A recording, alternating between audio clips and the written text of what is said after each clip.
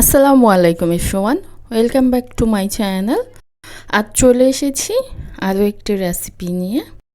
আশা করছি আমার আজকের এই রেসিপিটাও আপনাদের কাছে ভালো লাগবে। আমার আজকের রেসিপি হচ্ছে খুবই সহজ একটি রেসিপি আর খেতে খুবই মজার। আজকের রেসিপি হচ্ছে ঢেঁড়স ভর্তা রেসিপি। খুবই সহজভাবে রেসিপিটা শেয়ার করার চেষ্টা করেছি।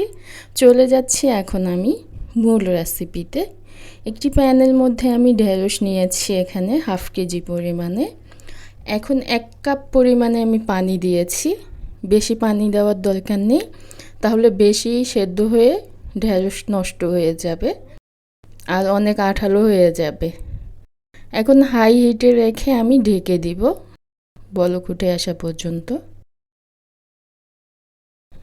বলক উঠে এসেছে, এখন আমি একটু নেড়ে দেব আর চুলার আঁচ মিডিয়াম টু হাইতে রাখবো, এতে করে ঢেঁড়সটা তাড়াতাড়ি সেদ্ধ হয়ে যাবে, পানিও শুকিয়ে আসবে।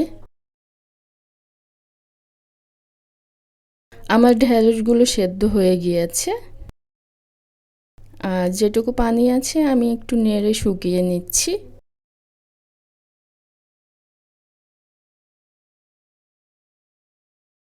এখন আমি চুলাটা বন্ধ করে নামিয়ে ঢেঁড়সগুলোকে ঠান্ডা করে নিব। ভর্তা করার জন্য চলে যাচ্ছি। নিয়ে নিচ্ছি পেঁয়াজ কুচি, 1 মুঠি পরিমাণে পেঁয়াজ কুচি নিয়েছি আর নিয়ে নিচ্ছি এখানে মরিচ। শুকনা মরিচ আমি ভেজে নিয়েছি, ঝাল যে যেমন খেতে পছন্দ করেন সেই অনুযায়ী নিয়ে নিলেই হবে। লবণ দিয়েছি স্বাদ মতো। এখন পেঁয়াজ মরিচগুলো আমি একসাথে মেখে নেব।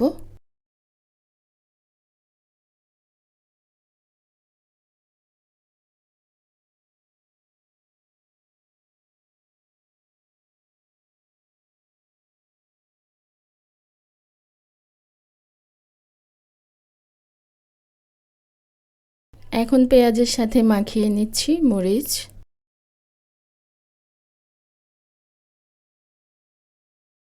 এটা দিয়ে আরও অনেক রকমের ভর্তা করা যায়, এইভাবে একবার মাখিয়ে নিলে। এটাও একটা ভর্তা হিসেবে খাওয়া যায়, পেঁয়াজ মরিচের ভর্তা। এখন আমি ঢেঁড়সগুলো নিয়ে নিচ্ছি।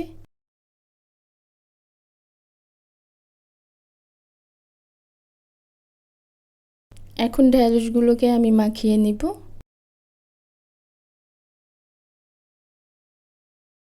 কচি দেখে ঢেঁড়সগুলো নিতে হবে, তাহলে ভর্তাটা খেতে অনেক মজার হয়।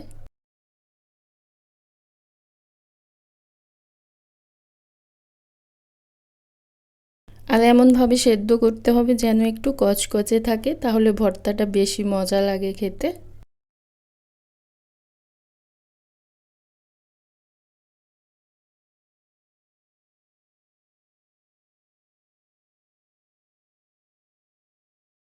এই তো হয়ে গিয়েছে কিন্তু আমার ঢেঁড়স ভর্তা মাখানো। এখন গরম ভাত দিয়ে খাবার পালা। আলহামদুলিল্লাহ অনেক মজার হয়েছে কিন্তু এই ঢেঁড়স ভর্তাটা। আশা করছি আমার আজকের রেসিপি আপনাদের কাছে ভালো লেগেছে। ভালো লেগে থাকলে প্লিজ একটি লাইক দিয়ে দিবেন, আর যারা এখনও আমার চ্যানেলটাকে সাবস্ক্রাইব করেননি প্লিজ সাবস্ক্রাইব করে দিবেন। আজকের মতো এখানেই বিদায় নিচ্ছি, আবার ফিরে আসবো নতুন কোনো রেসিপি নিয়ে। সে পর্যন্ত সবাই ভালো থাকবেন, সুস্থ থাকবেন। আল্লাহ হাফিজ।